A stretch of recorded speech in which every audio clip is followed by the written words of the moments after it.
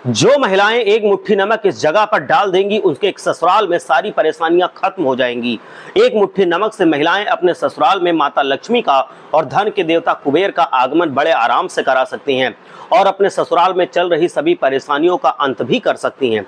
दोस्तों, अगर आपके ससुराल में लोग आपको प्यार नहीं करते या फिर किसी भी तरह की परेशानियों की वजह से आपके ससुराल वाले दुखी या परेशान रहते हैं, या फिर आपके ससुराल में धन की कमी रहती है, धन की समस्या रहती है, तंगी रहती है, तो एक मुट्ठी नमक आपकी जिंदगी बदल सकता है।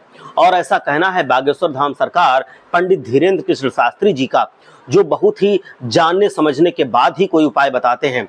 वो कहते हैं कि अगर आपके परिवार पर बहुत सारी मुसीबतें लगातार आती रहती हैं या फिर कर्ज का बोझ लगातार बढ़ता चला जा रहा है, आप अपना मकान नहीं ले पा रहे हैं, दुकान नहीं ले पा रहे हैं, या फिर आपकी दुकान में लगातार घाटा हो रहा है, मानसिक स्थिति ठीक नहीं रहती, या फिर आपको ऐसा लगता है कि आपके परिवार पर नकारात्मक शक्तियां डेरा जमाए हुए हैं और इसी वजह से आपके परिवार के लोग मेहनत करने के बावजूद भी तरक्की नहीं कर पा रहे हैं और उन्हें लगातार नुकसान का सामना करना पड़ रहा है और आपके जीवन में कुछ भी ठीक तरीके से नहीं चल पा रहा है, तो नमक का ये उपाय आपके लिए इन सारी परेशानियों का अंत बन सकता है। इस उपाय को आप किसी भी सोमवार या शुक्रवार वाले दिन कर सकते हैं। तो अब इस उपाय को करने का तरीका भी सुन लीजिए। गुरु जी कहते हैं कि किसी भी सोमवार या शुक्रवार वाले दिन शुभ मुहूर्त में सुबह उठिए। आप सुबह जो भी आपके दैनिक दिनचर्या के कार्य हैं उनसे निवृत्त हो जाइए, स्नान करिए, निवृत्त हो जाइए। उसके बाद अपनी एक मुट्ठी में नमक भर लीजिए और अपने घर के मंदिर में ईश्वर के सामने खड़े हो जाइए।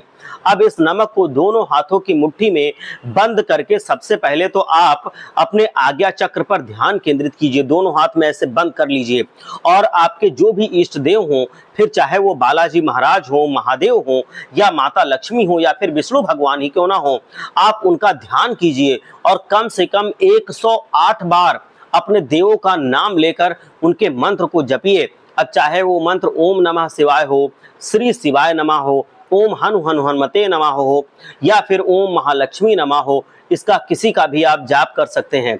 इसके बाद आपकी जो भी परेशानी हो, आपको जो भी दुविधा हो, आप इसे अपने मन में स्मरण कीजिए और ऐसा अनुभव कीजिए कि आप अपनी सारी परेशानियों को, सारे दुखों को, सारे कष्टों को अपने इष्ट देव के सामने बड़ी ही श्रद्धा के साथ रख रहे हैं, उन्हें सुना रहे हैं और आंखें बंद करके अपनी सभी दुख तकलीफों का स्मरण करिए।